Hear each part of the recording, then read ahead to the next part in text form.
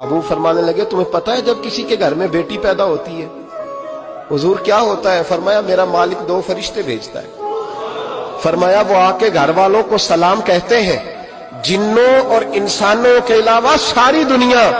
ان کے سلام کو سنتی ہے۔ فرمایا پھر وہ فرشتے اپنے پروں سے اس بیٹی کو ڈھانپ لیتے ہیں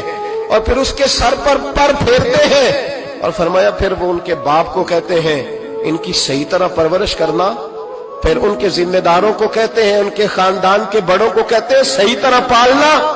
اگر تم ان کی یہ لفظ سنو میرے محبوب کے، حضور فرمانے لگے رب کے فرشتے کہتے ہیں اگر تم نے صحیح پرورش کر کے بیاہ دیا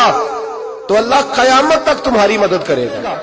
اللہ دنیا کی مشکلات میں بھی تمہاری مدد کرے گا۔ گویا حضور فرما رہے ہیں جب تم مرنے لگو گے بیٹی کی پرورش کرنے والوں، تو رب کریم تمہیں کلمہ یاد کرا کے تمہاری مدد کرے گا،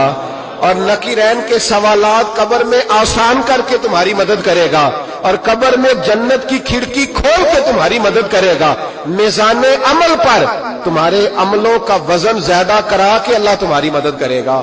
پل صراط پہ تمہیں آسانی سے گزار کے تمہاری مدد کرے گا، میزان عمل پر اپنے محبوب کے ید اللہ والے ہاتھوں سے تمہیں جام پلا کے اللہ تمہاری مدد کرے گا، اور فرمایا تمہیں دوزخ سے بچا کے جنت میں ڈال کے رب تمہاری مدد فرمائے گا۔